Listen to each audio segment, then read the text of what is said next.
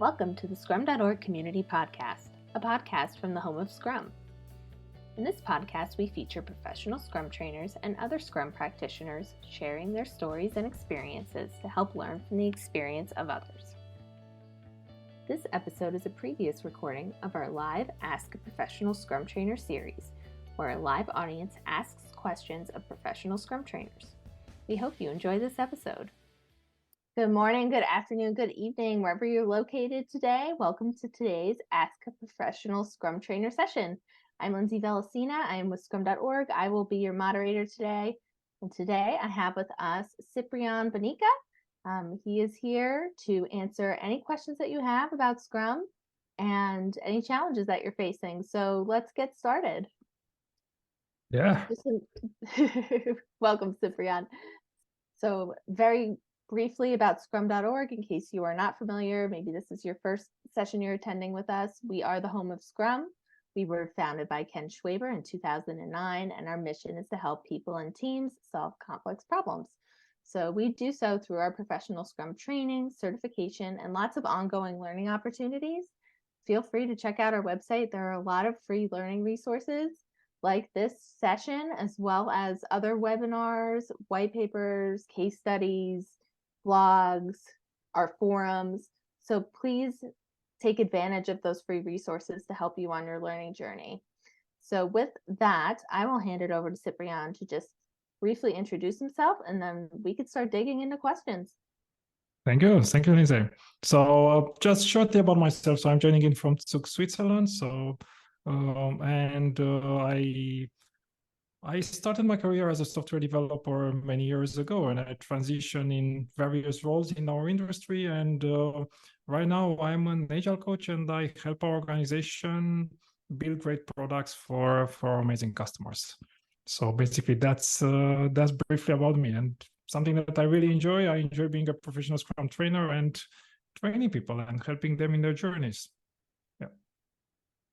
Fantastic. Okay, so thanks for being with us today. It's now time for questions. I'm going to actually stop sharing. Okay, so we have some questions that are starting to come in, so we can start digging in. So Ciprian, how do you deal with underperforming development team? Underperforming development teams. Yeah, so that's kind of like, so that's a really good question, right? And probably, in order to dig into the question, right, first is, what does underdevelopment means? So, Right. and underperforming, what does underperforming means, right? Because that's kind of like, if you look at a Scrum team and you want to understand if a Scrum team is successful or not, we look at their done increments, right?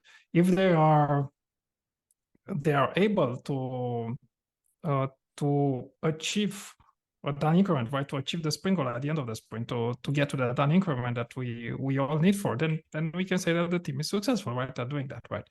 Now, if they're not able to do that, that may be from a number of factors there. So, and we need to dig a bit deeper and try to understand what's actually happening there. One example that I have, and I've seen happening in a lot of teams that I worked with, is the part that has to do with forecasting. Teams overcommitting to greater sprint goals that they can achieve, and not understanding exactly how much work they can take in a sprint work. Okay, thank you.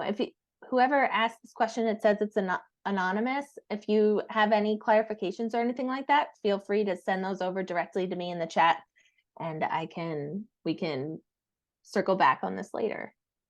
And thank you for the question. A great one. Yeah. Yeah, definitely.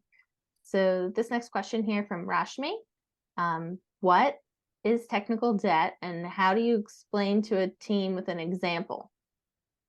Yeah. What is technical debt, right? So that's kind of like, so that's I usually in the classes I show a picture of technical debt and how that is, right? So there is a very nice cartoon out there that shows some people asking for someone to install a window in a house, and behind there is a house that it's basically half built. It's kind of like it's all in a state of despair, right?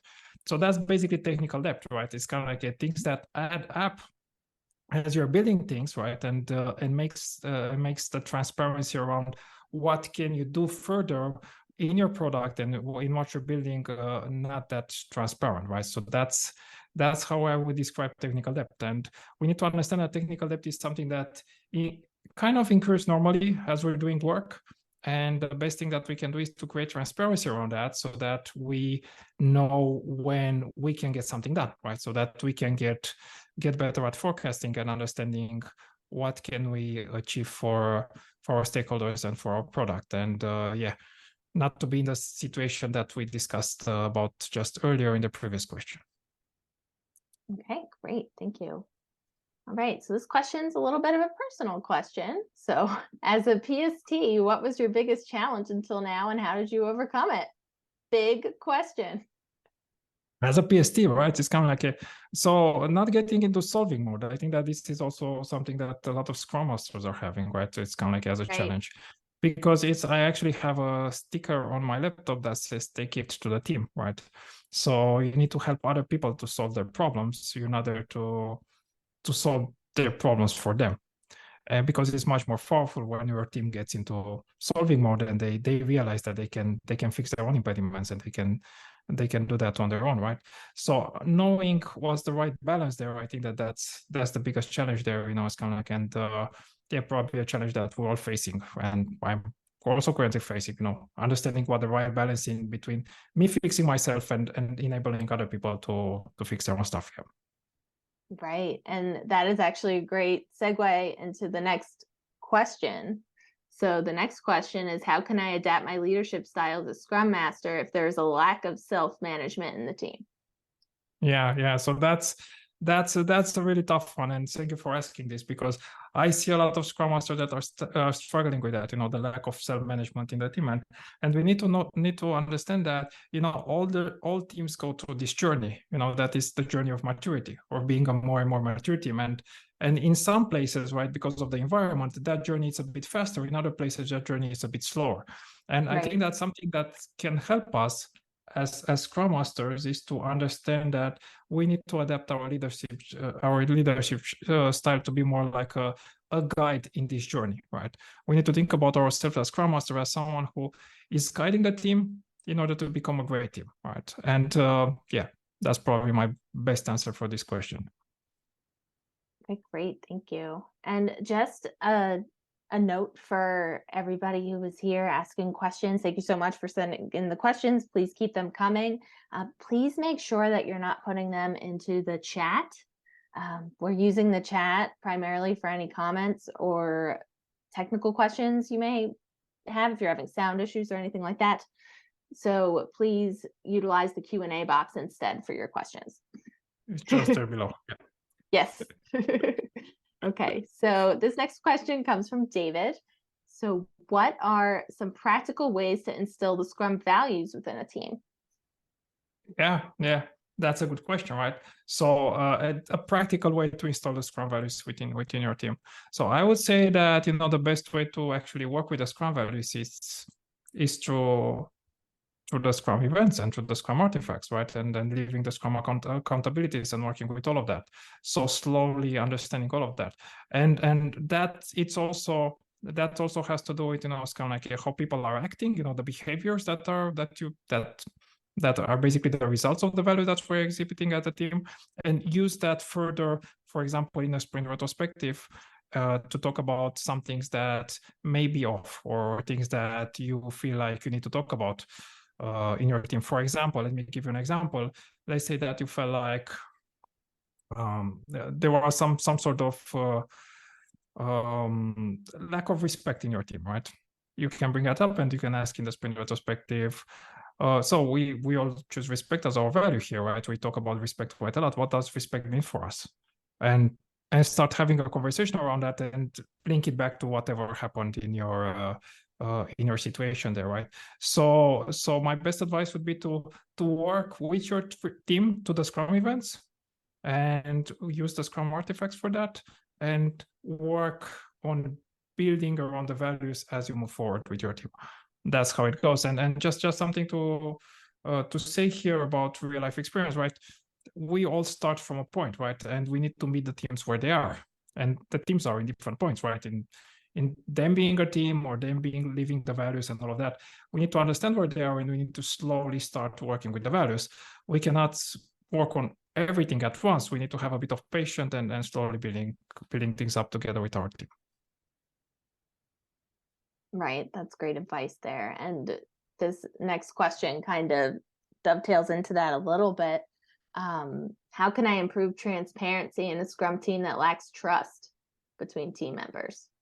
Yeah, that's a good one there. It's kind of like, so we increase transparency around our artifacts, right? So we kind of like, we look at our artifacts, and we look at our product backlog, we look at our sprint backlog, we look at our increment, and we use those artifacts to increase transparency. But now, if trust is lacking there, a good tip would be to build trust around something that we can actually achieve and something that we can actually deliver, right? Because trust is built on something that we deliver to each other. For example, between the Scrum team and the stakeholders, right? We build trust through the done increment, right? We deliver the done increment, and because we do that, right, that stakeholders are going to trust us, and they're going to deliver back to us stability and information about the market and insights and everything that we need to do in order to produce even greater value for them, right? So by creating this kind of like these conversations about things that we deliver can help with the trust, right? Also inside the team, because inside the team we are doing things, right? And highlighting those things that we are doing usually helps with the trust and all of that. And also having open conversations around the challenges that we're facing, and good sprint retrospectives around the impediments that we're facing, right? All of those things help with building the trust that we need in our team. That's great. Thank you. All right. So this next question here. Sometimes we might need more context on this one. So if this is your question, you might be asking you to add more context into the chat. So sometimes it is impossible to finish developing a new feature as an increment after a sprint. They have a 3-week sprint. So we can't show anything in the review. How do we deal with that? Oh yeah, so that's kind of like, so if you cannot show anything in a review, right, probably you are not in a moment where you have an actually done increment, right? So because of an increment basically is something that it's potentially releasable, right? It's something that it's useful and it's out there. So an advice for those kind of cases is to start trying to think about that future and what is the basically smallest possible thing that you can deliver out there and also understand as a useful increment, right? Because you can try to achieve something like that is very big, but all that big feature is also, it's comprised on smaller parts, right? What would be a part that is small enough or nimble enough so that can fit in your sprint, right? And also you can adjust your sprint length accordingly, right? If you need to have longer sprints, you can have longer sprints as long as they are less than a month, right? Or you can have even shorter sprints in order to get faster feedback loops, right? So try to work with that, and in the same time try to understand how to better break down work. Because by breaking down work, by doing that backlog refinement, you're basically going to create product backlog items that can produce units of value, can produce done increments as soon as they meet the definition of them, right? So by moving a product backlog item to done, you're basically producing a done increment, right? And that's by itself something that can be inspected at the sprint review. So I would focus on that. I would focus around how can I inspect value at a sprint review by doing better product backlog refinement, or product backlog refinement that leads me to smaller units of value that can be transformed into increments. Thank you. That's super helpful. If you need any more clarifications, let us know on that one. So this is a comment that goes back to our first question about underperforming teams. So the person who asked the question came back to us and they said that here's the example of the underperforming team. They aren't delivering stories even after additional training, knowledge transfers, breaking down stories into smaller tasks, extensive acceptance criteria, etc., clear goals. Okay, so if you talk about, you talked about stories, you talk about tasks and all of that. So very important thing to understand is that in Scrum we talk about product backlog items, and that's for a Right. reason. And probably Yes. this approach of breaking things down into smaller pieces of value, that's a great one, right? So that's something that I would advise everyone to try to break it down, because by doing that, you're going to create transparency, not only about what is going to get down, right, as you're going to move along the sprints, right? Because every time a product backlog item meets the definition of an increment is born, right? Let's remember that. But you're also going to be able to create transparency around any potential impediments that you may have in your team. Because from what you're saying, it may be that there are some impediments that have to do with doing the work, right? It's kind of like, and then by understanding the work, that's the first stage to understand from where those impediments may come and all of that. And probably a good piece of advice here, and it's something that I've done with my teams. I just asked, right? So I just use an opportunity and ask your team, hey, what prevents us from having done increments at the end of the sprint? What prevents us from turning these particular product backlog items that you told that it happened to be a story, right? And that was already broken down into tasks, and you understand how to do it. What prevents us from delivering that value, for transforming that? And more often than not, your team is going to give you a good answer. They're going to come back and they're going to tell you what's actually the cause. It may be lack of skills, or it may be the fact that there are some other types of impediments that may be out there. Yeah. Great, thank you.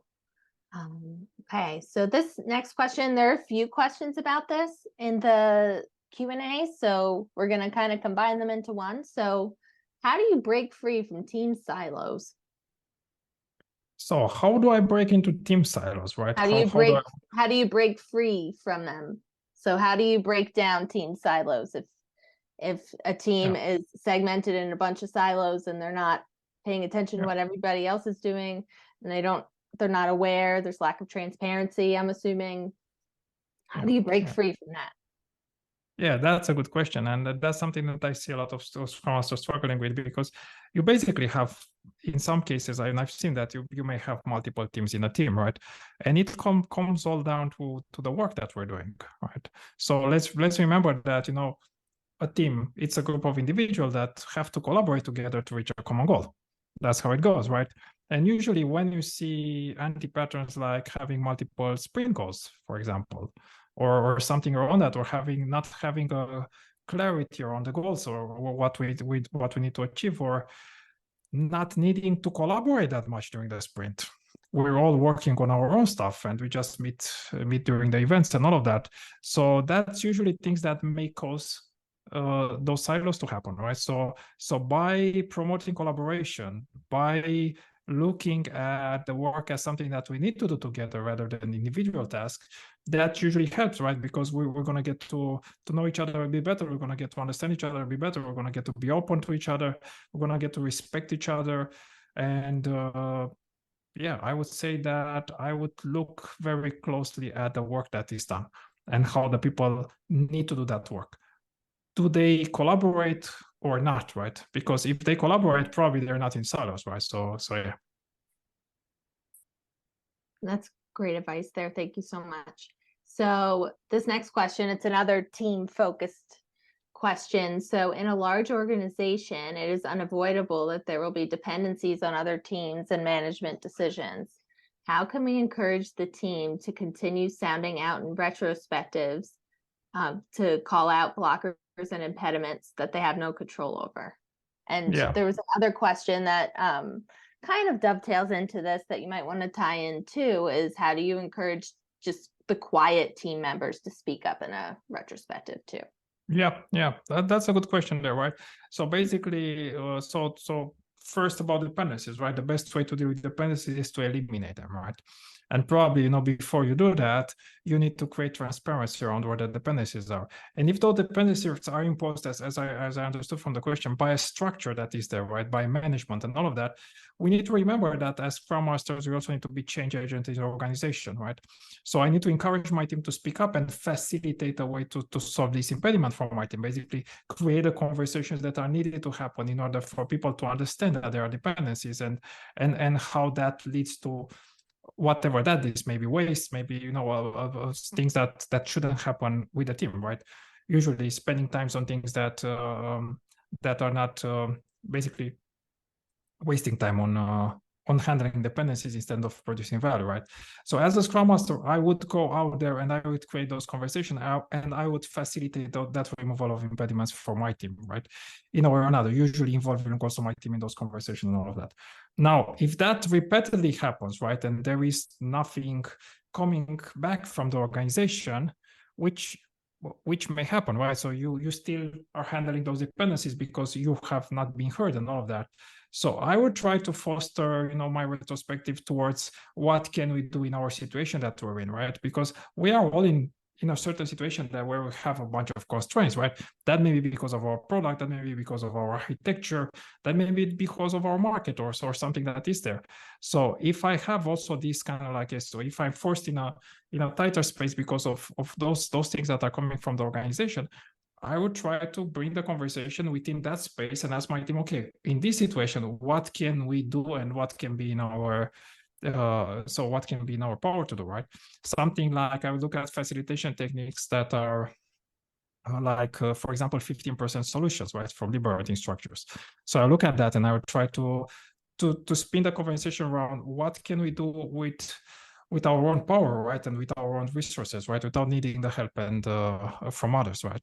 So that's a way to spin it like that, because I really believe that even if we are in a situation where a lot of things are imposed to us, as a team, we can do better. We can still do better at something, right? We can still improve in a way or another. We can still do one thing or another, right? So that's about that situation where things are imposed to the team. Now, about the other situation where people don't speak up in the retrospectives, right?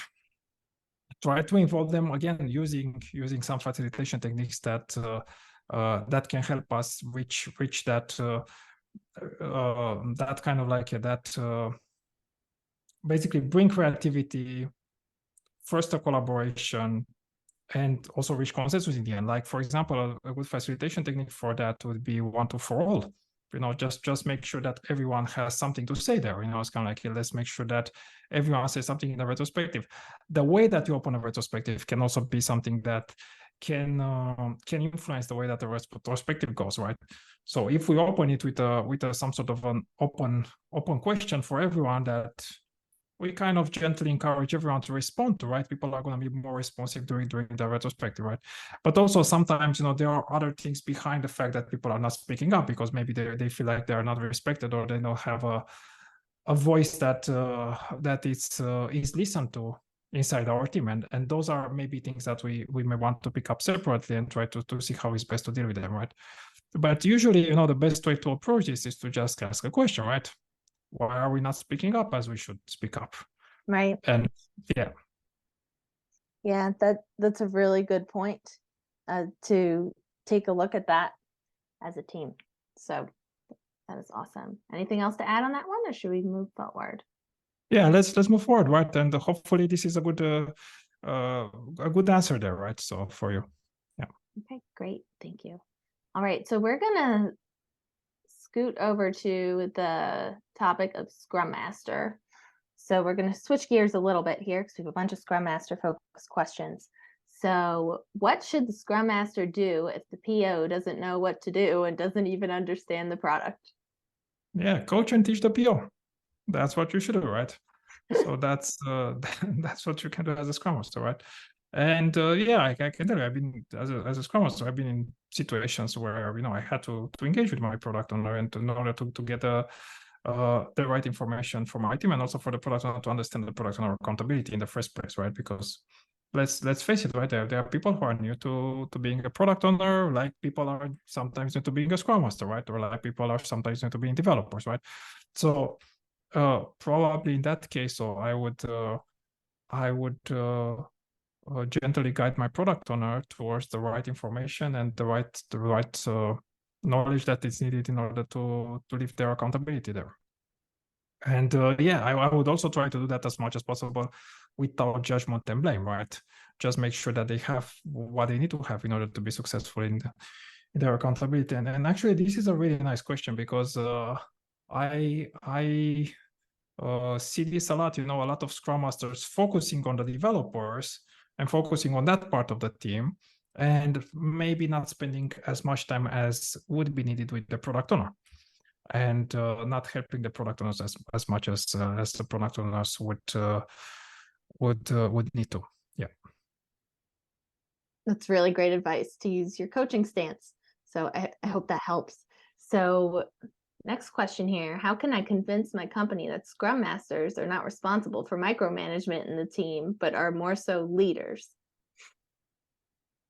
So can you please repeat the first part of the question? How can I convince my company that the Scrum Masters are not responsible for micromanagement in the team, but are more so leaders? Okay, yeah. So that's a good question, and that's also something that it happens a lot, and you're not alone in that. But I would challenge the fact that you have to convince your company, right? Because maybe you should tell them, hey, look, things are done in this industry for a reason, right? And we are doing things in a way because that just works. And that's the beauty about Scrum, right? Because Scrum is not, here because someone told us to do it like this, right? Or to do it in the other way, right? So it's not something that it's imposed to us, right? It's something that people choose to do because it worked for them, and empiricism work for them, right? And Scrum happened to be, the best way that can help us manage the complexity that we're facing, right? So that's why we're there, right? So it's something that people choose to do it, right? So therefore, as a company, as an organization, maybe we need to look at that, right? And if we want to bring the best for our products and for our customers, we also need to be the best in understanding how Scrum works and how it should be, right? So I will start having a conversation with whoever is there in that management leadership position. And also, very importantly, I would meet them where they are, right? I would not judge them, right? Because people may need a bit more coaching, maybe need a bit more education, all of that. So I would gently guide them in that direction, right? To some resources or some body of knowledge or some trainings that can help them get there. That's great advice. I sense a theme here to not judge people. So that's good. So lesson learned. So which is hard, right? Yeah. Yes. We should do that. Yeah, that's great advice, though. To try to take a different perspective. So this next question here, how can a new junior Scrum Master best join and offer value to a mature technical team that's new to Scrum? Yeah. So that's also a good question there. And I may challenge that question a bit, because I don't think that, if you're a Scrum Master and you are starting with something.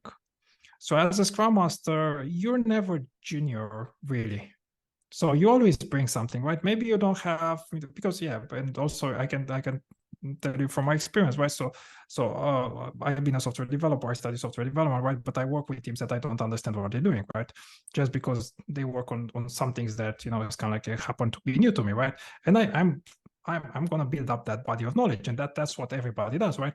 But maybe you're bringing in something else there. Maybe you're bringing in, great people skills, right? Understanding team dynamics and how that works, right? And working with them through that, right? Maybe you're bringing in there a very good knowledge of Scrum, right?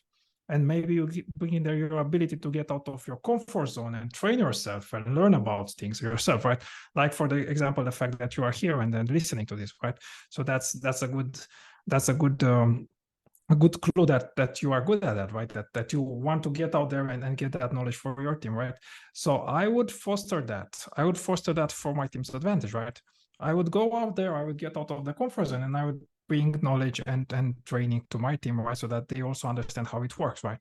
And I would say that the best thing that you can bring to a new Scrum team, it's an understanding about the why behind Scrum. So why we're doing Scrum in the first place, and what empiricism is, what the pillars of empiricism are, and all of that, and how they are all connected with our day-to-day work, right? Because it's very easy to go to the mode where everything looks mechanically. So I would always go back to that, and I would bring that to my team, right? And in the same time, of course, it's going to be very useful for you if you understand also about the work that your team is doing, right? And understand how they're doing that work, and gain that knowledge as well. Yeah. That's great advice there, and good encouragement too. Don't discount yourself. You got this. yeah, for sure, you got it. Yeah. Yeah. So What is the Scrum Master's most important role or task in supporting the product owner? This question comes from Magdalena. Yeah. So as a Scrum Master, right? So I would talk with a product owner about different things, right? First of all, they also need to understand the why behind Scrum, and we need to understand that we are working with Scrum, right? And we are a Scrum team because we want to develop great products. And that's something that should be closer to the product owner's heart, right? And we need to understand that we are doing things in this way because the product probably is the thing that binds us together, and that is here together. That brings the entire team together. So I will start having a conversation around this, and I will start, kind of like looking at product vision, product goal, product backlog, those kind of areas, assuming that that needs a bit of attention, right? And also maybe helping the product owner into understanding how to best foster the relationships with the stakeholders in order to bring the best insights and the best knowledge to our team, right? And so that we are successful at the end of the sprint in having a done increment that is gonna satisfy whatever the needs are there from the stakeholders' perspective, right? So that is kind of key to being successful as a team, right? Because let's remember, right? So the developers, they are accountable for the non-increment, but only together, the team can be accountable for a valuable non-increment, right? Because the product owner brings in exactly that. It brings the value maximization, understanding of value, right? Right. Thank you. Right. So this next question from Michael. You are starting as a Scrum Master at a new company. What are the first things to look for in the first few weeks? Oh yeah, that's a good question, and that's a really nice place to be, right? You start as a Scrum Master in a new company, a new team, right? Meet a bunch of amazing people, right? Get to know them and all of that, right? So I would get to know the people, right? I would get to know the work. I would start to understand why do they need Scrum in the first place, right? What products are they building, and how are they building it, and understand why do we need that an empirical approach in order to build that and to deliver that value to customers. So I will start at working at that, probably in the same time working at building relationships inside the team and outside of the team, right? Because remember, as a Scrum Master, you're going to be there to facilitate the removal of impediments sometime, and you need to know the people, right, and to know how things are working there, and gently starting to to see where the team are in report to Scrum values, and start working with that and understanding how can you build upon those, and then what should be the order there. And of course, starting introducing, if they are not there, right, the Scrum events, talking about the Scrum artifacts, understanding Scrum commitments, and all of those things, right? So starting building things up, and I just propose an order there, but yeah, you can choose also another order there, but yeah, just taking them one at a time, and meeting the team where they are, right? Understanding first where they are. Yeah, meeting the team where they are is really, really good advice there. So this next question, so how does a Scrum Master handle conflicts or disagreements within the team? Do you have any, tips on how to facilitate some of those conflict situations? Well, so I can tell you, right? So each conflict is a bit different, right? So it depends on what type of conflict you have there. So first of all, I think that it's very important to understand that there are different levels of conflict. So you may have slight disagreements there around the work that needs to be done. You may have a conflict of idea, a debate around how to build things, right? And or you may get into a bit of a contest, right, with two overachievers, right, having a bit of a conflict over that. Or you may get into a place where it's about winning and losing, right? It's about me being better than you and those kind of things, right? Or it may be all-out war there that is happening there with factions and all of that, right? So you need to understand at which level that conflict is. And I'm saying that, and as a Scrum Master, you need to be good at this, right? And also be comfortable with talking about this and understanding conflicts and working with that. And I'm telling you this because, if the first types of conflict that I discuss about, about ideas, about how to build greater stuff, and about debates and healthiness and all of that, those are not necessarily bad types of conflict, right? So what you need to do, you need to understand when that limit is going to be breached, right? When it becomes dangerous. And that's usually when it becomes about winning or losing, right? So when it becomes about that, it starts to become dangerous, right? And gently tune it down, right? Gently tune it down by, again, using Scrum values and then working with the team in understanding that we are here together and we have a shared accountability around the done increment. So I would bring the team down using that, right, and understanding that we are in the same boat, right? We are going in the same direction, right? And then we need to be nice to each other, and it's okay to have disagreement, and especially when we're working on things that are of a technical nature, right? It's probably not that bad to have strong opinions sometimes, right? And we shouldn't be afraid of that, right? It's more about how do we express that and how we make sure that we include everyone in the team in that discussion, right? And of course, as a Scrum Master, I'm there to create that culture, right? That allows to have that, that space, that it's inclusive enough, that where we can foster all the goodness that is there in the team from all the areas of the teams, right? From all the developers that may be there, and the product owner, of course, they're also there, right? So hopefully I managed to answer that question. So I will try to understand where that conflict is and then tune it down if it's at not at the level that I want it to be. Yeah. That's great. Thank you. It's a tricky situation. So this next question. So how do you measure the success of a Scrum Master in an organization? Kind of a loaded question. Yeah. So that's so is your team delivering a done increment? Then maybe you're a successful Scrum Master, right? Is your team self-sustaining? Maybe you're a successful Scrum Master, right? Is the team able to remove the impediments on their own? Maybe you're a successful Scrum Master. Is the team more mature today than they were 2 sprints ago? Maybe you're a successful Scrum Master, right? So I will look at all those things there, and I may say, kind of like a funny thing about a Scrum Master, that you usually see if a Scrum Master is a good Scrum Master when they're on holidays. Because you're going to see how those teams are, how the team is going to behave there. If you're going to see if that team is self-sustaining, if the team understands accountabilities, if the team really lives the Scrum values without someone there, continuously making an effort towards that, right? Right. Thank you. It's great. So this next question, I don't know if it makes me want to kind of laugh or cry or what. So maybe you can offer some ideas on how to overcome this, but in Scrum, is it wrong to enforce the team to log daily efforts repeatedly? Oh, to log daily efforts repeatedly. Wow. So just to force the team, right? So let's try to break it down, right? So why do we need to log efforts, right? Why do we need to understand what's happening there? We need to understand what's happening there because we need to have the transparency that we need in order to inspect and adapt, right? And we need to really understand that those 3 things, the pillars of empiricism, which happen also to be the pillars of Scrum, they only work good together. So have transparency, inspection, and adaptation. They are building on each other, right? If I only have inspection and no adaptation, then it's not going to make sense, right? And I'm going to feel not going to feel good about it because you're just inspecting what I'm doing, right? You're just here to check on me, right? But if I need to inspect something because I'm also going to adapt that, right? Because at the daily Scrum, I need to know what's my progress towards the sprint goal in order to adapt and create a plan for the next 24 hours, right? And because if I do that, I would definitely also need a transparency that allows me to inspect, right? And because I need to adapt, I feel like right? we might be missing some context in this question because I read this a little bit differently than you did. I kind of read this as if like there's someone in the organization like constantly asking the team for their daily efforts.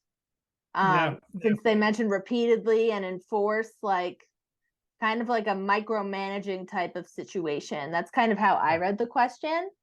So I wonder if the person can kind of type in the chat, what they kind of meant about the question with the question, because I kind of read it a little differently than you did.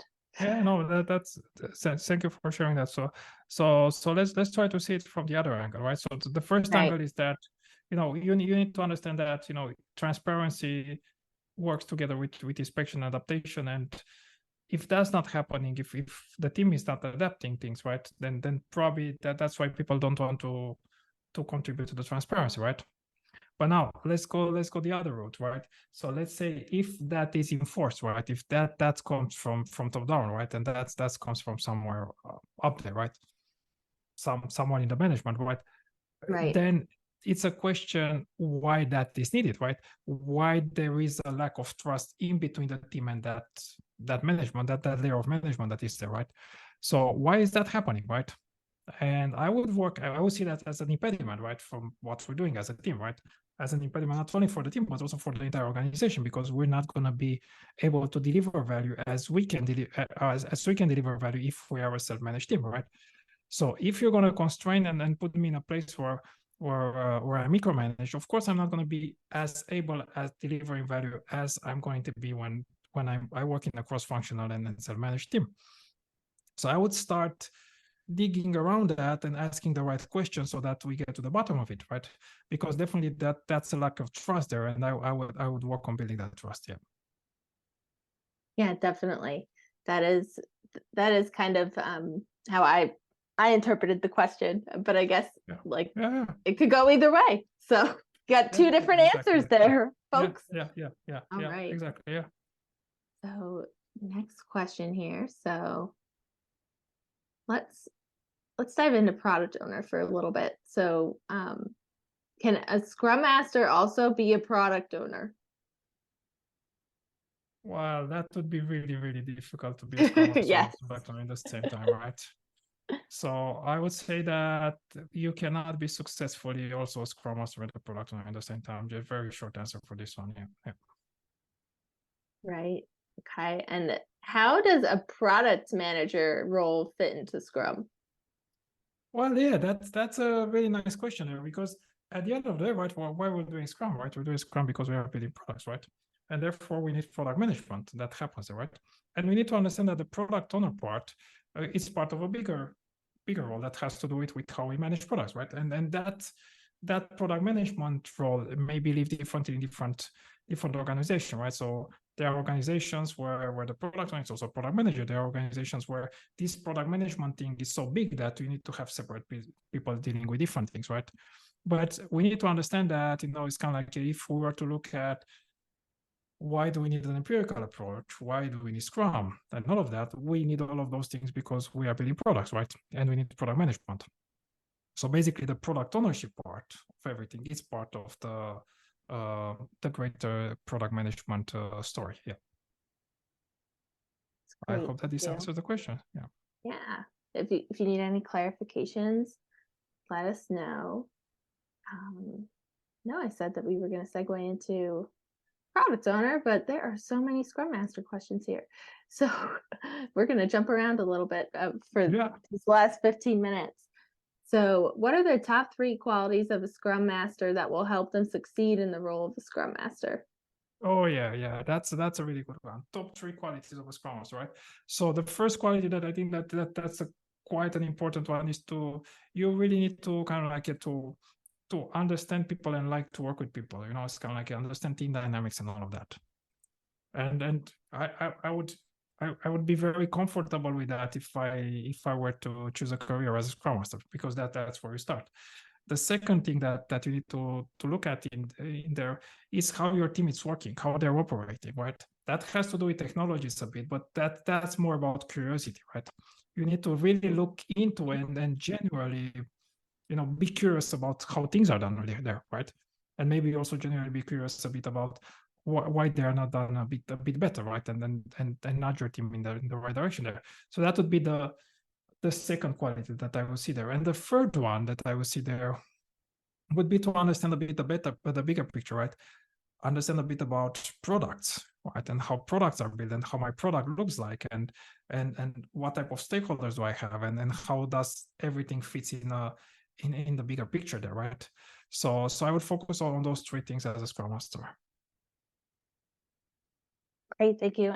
Next question here. So how do we liven up retros? The team seems to provide the same answers to the questions. What went well, what didn't go well every time. Yeah. I feel like we are stale in this effort and I want to add more value to our retrospectives. Well, ask them differently. So that would be that's a very short answer, right? Ask the questions in a different way. So because if you're asking the same questions, right, you're gonna get the same answers, right? So we need to figure out how can we ask my team in a different way about this, right? And here I'm not talking necessarily about retrospective techniques, because that may be a good way to approach this, right? It's kind of like try to experience different techniques that make the retrospective look a bit differently, right? But also try to ask the questions in a different way, right? First of all, what made this sprint important to us, right? Or what made this impediment that we faced in the sprint important to us, and those kind of things, right? That can help us get a bit further. And maybe something to say about the retrospective, but not only about the sprint retrospective, also about the other Scrum events there. They need a bit of preparation, right?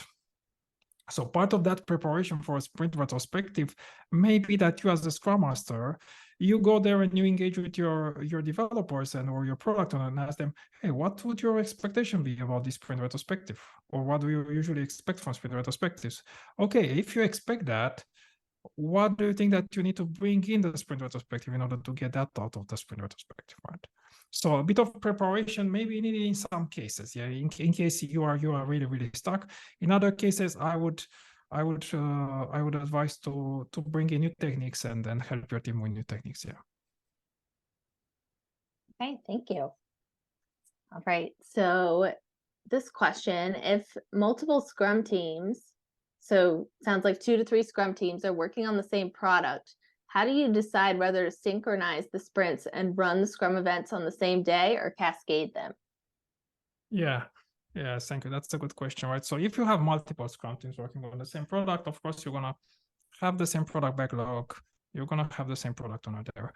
Therefore, the best thing that you can do is to go there and train yourself for it about Nexus, right? So there is a very good training that we're having. It's called Scale Professional Scrum that talks a bit more about that. And there was also the Nexus guide and all the good articles that are there on Scrum that talk about all of this. So I would definitely go there and read about Nexus, right? There are different scaling techniques out there that may help you, but I think that Nexus is a really good place to start. Yeah. Okay, fantastic. And I am actually going to drop into the chat some resources about Nexus. Thank you. Thank you for doing that. Yeah. So we had a couple questions that kind of link to this question. So there's a question about, how do you go about getting a Scrum Master job with their certifications, but you don't have any real world experience? And then there was like a question about how to onboard someone as a new Scrum Master with only certifications, but no real world experience. Yeah. So that's a good question there. So it's kind of like, how do you get the job and how do you onboard someone who has no, basically it's about experience in being a Scrum Master, right? So again, I'm going to go back to a question that I answered before, right? It's kind of like, what do you bring to the table as a Scrum Master, right? Because that's really the question here, right? And as a Scrum Master, right? So you're going to bring to the table a bunch of things. So first of all, you're gonna, because from what I heard in the question, right, you have some certification, you're probably bringing a good knowledge of Scrum and a good understanding of why this should happen in the first place. Why we should have Scrum? Why we should have an empirical approach and all of that? Bringing that point of view, right, and help that using empiricism and using the Scrum values, help pointing north there for your team, right? So that's something there. And if you are onboarding a new Scrum Master, right, start from there, right, because that's something that usually all the Scrum Masters have, especially the ones that went there and then get themselves educated and they know what being a Scrum Master it's all about, right? Second thing that you should bring in there in any situation, if you are like with a lot of technical expertise or not as a Scrum Master, you should bring in your curiosity. So you should be really curious about what's going on there, right? And also your capacity for learning, right? Because regardless if you worked before in a technical setup or you're new to all of this, right, you're going to learn a lot in a new team, right? All teams are different, even teams working in the same technology with the same technology and in the same company, they are different teams, right? You need to go there and you need to absorb knowledge, a lot of that, right? So that's kind of like, that leads me to my third thing about this question, right? what do you bring in as a Scrum Master there? It's your ability of getting uncomfortable, right? And talking about things that are usually, that comfortable. Talk about asking the good questions that need to be asked around what the team is doing, right? And so I would start from there, right? Because all the Scrum Masters should have that, especially if they are certified or if they learn about Scrum, right? That knowledge about Scrum and why we need to do it this way, right? Secondly, that curiosity that is going to help you absorb the knowledge that is going to make you successful in that particular setup, right? And thirdly, your ability to get there uncomfortable, to build some relationship, build some bridges there, and also figure out how to ask the right questions. Yeah. Awesome. I hope that Thank this is you. helpful. Yeah. Yeah. If we need more clarifications, feel free to drop them into the Q&A. So, and just so everybody knows, we still have 70 open questions here in the Q&A, which is an extreme amount. So we will not be getting to all of them today, but I am going to share them all with Ciprian, and he can address them offline. So, Yeah. By the way, thank you for the question, everyone. So that's amazing questions. Amazing questions. I really love them. Yeah. Yeah. So we have time for a few more. So this is kind of a fun question. So, can a Scrum team run without a Scrum Master if they're self-sufficient and manageable? Well, yeah, I would say that the Scrum can, like let's say that the Scrum Master is on holidays, right? So the team can run without the Scrum Master, right? But we need to understand that the Scrum Master accountability exists there in the Scrum team for a reason, right? And then somehow, it's kind of like, even let's say that as a Scrum Master, you're accountable for facilitating things, right? Even if you're not going to be there, for example, in the daily Scrum, you're still accountable that good facilitation is happening there, right? So someone needs to understand that and work with that. And I would say that, even if you are the best team in the world, let's assume that you are the best team in the world, right? Let me give you this example, right? From any kind of sport that you know of, a team sport, like football, cricket, whatever, right? Basketball. When the team gets to Champions League, right, in football, do they fire their coach? Do they say, no, now we can work without a coach, right? They don't do that, right? They look for the best coaches in the world, right? Because they are a good team, right? So I would say that if you want to be a team that is successful, I will look for a Scrum Master that is the best Scrum Master for you. Yeah, and you may be like an amazing team with a high level of maturity and all of that, but I would say that leaving that Scrum Master accountability is needed. Yeah. That's great, thank you. All right, so this question from Caroline: the team is complaining that working in sprints is like being in a rat race. Sometimes they ask for a break working in sprints. What can I tell them?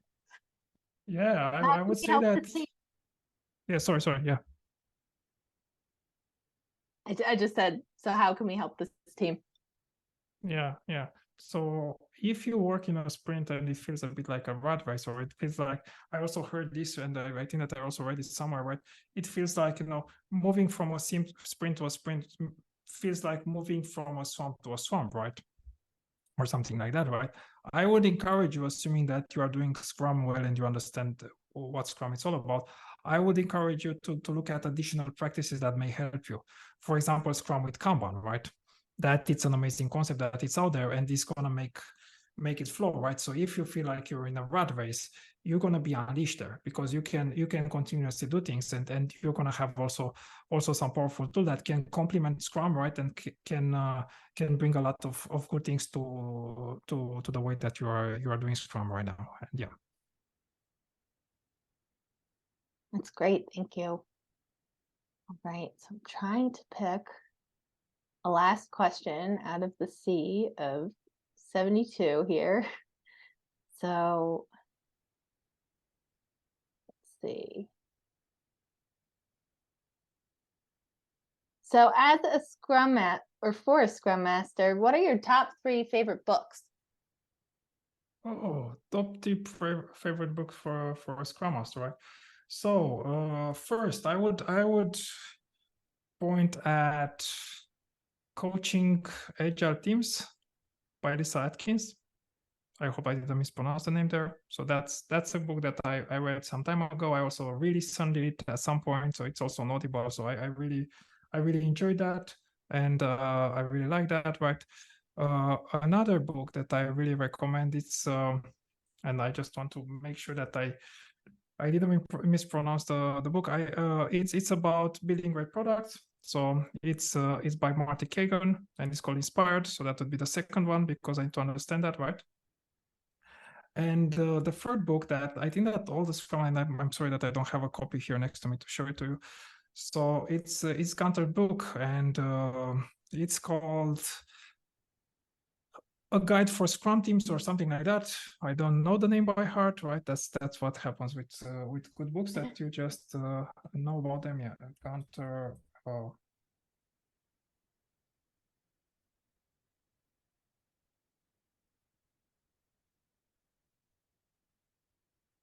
Okay, so the book is called, just to make sure that I am okay. No, I couldn't. Okay, so here should be the book.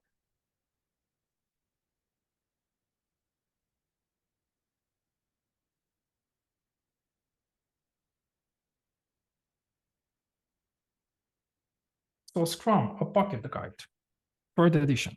So that's a book that I would recommend, the third book. Sorry for taking a bit to know the exact title there. Yeah. No worries. Thank you. All right. So we are really coming up on our time here. So we have a question about how the questions will be answered offline. I'll work with Ciprian to figure that out.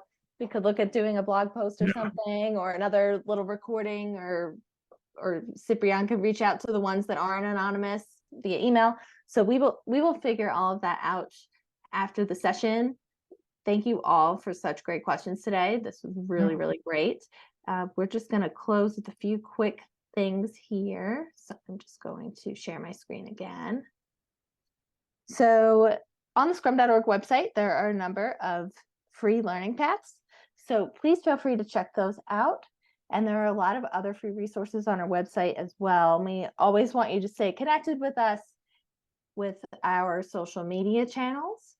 So please do so, and check out our forums. Our forums are a great place to go to learn what others are doing as well. And with that, I would like to ask Ciprian, what is the best way for people to connect with you? Would it be via LinkedIn, or is there another channel that you prefer? Yeah.